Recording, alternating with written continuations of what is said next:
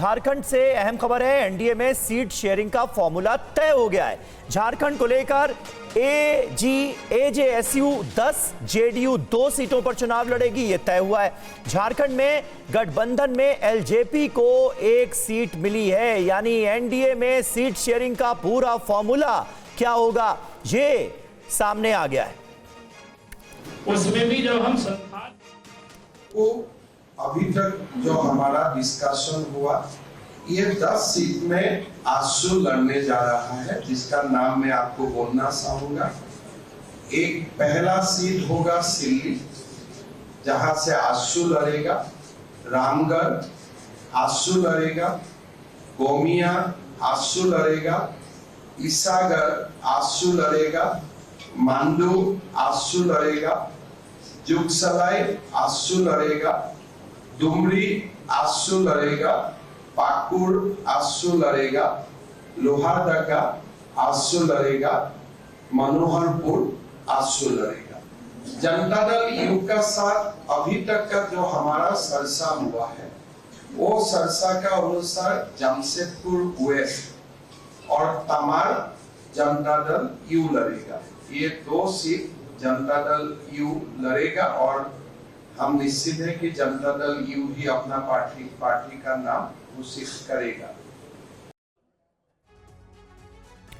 तो देखिए, यह अहम खबर है। झारखंड में होने वाले चुनाव के मद्देनजर एनडीए में सीट शेयरिंग का फॉर्मूला सामने आ गया है।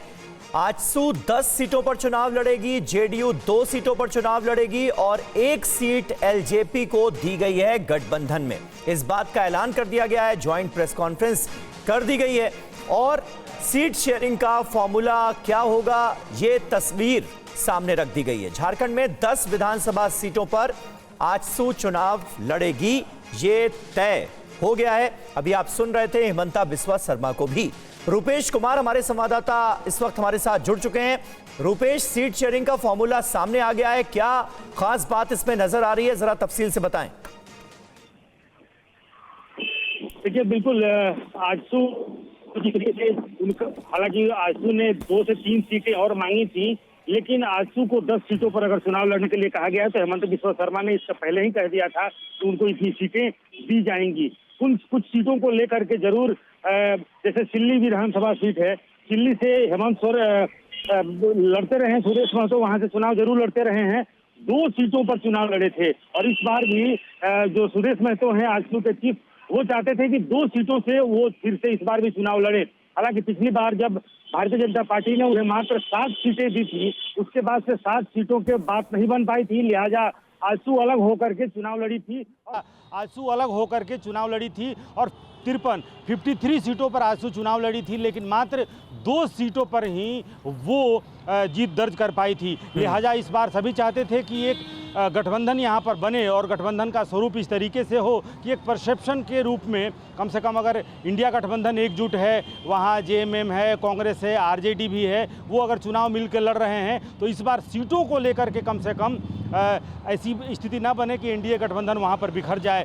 जेडीयू भी वहाँ पर, हालांकि जेडीयू ने पहले, जेडीयू के जो वहाँ के प्रदेश अध्यक्ष हैं खीरू महतो, उन्होंने 12 सीटों पर उम्मीदवार का चयन करके और अपने राष्ट्रीय अध्यक्ष नीतीश कुमार को यहाँ सौंपा था, लेकिन उसके बाद से फिर बात नहीं बन पाई क्योंकि जेडीयू 12 सीटों पर चुनाव लड़ना चाहती थी। 11 सीटों के लिए पहले से चयन हुआ था और सरजू राय जो हैं वो बाद में जेडीयू में शामिल हुए थे, लिहाजा वो जमशेदपुर पूर्वी या पश्चिमी सीट से चुनाव लड़ सकते हैं। लिहाजा 1 सीट और ऐड हुआ तो 12 सीटों पर जेडीयू ने अपनी डिमांड रखी थी कि हम 12 सीटों पर चुनाव लड़ना चाहते हैं। वैसे तो चिराग पासवान भी कल मिले थे हेमंत बिस्वा शर्मा से। चिराग पासवान ने पहले कहा था कि हम कम से कम 5 सीटों पर चुनाव लड़ना चाहते हैं, अपनी मांगे थी, लेकिन सीट शेयरिंग का फॉर्मूला अब सामने आ गया है। यानी इसका मतलब यह हुआ कि बीजेपी 68 सीटों पर चुनाव लड़ने जा रही है, महतो की पार्टी एजेएसयू आजसू 10 सीटों पर चुनाव लड़ने जा रही है, जेडीयू को 2 सीटें मिली हैं और एलजेपी को गठबंधन में 1 सीट मिली है। यह पूरा फॉर्मूला अब सामने आ चुका है।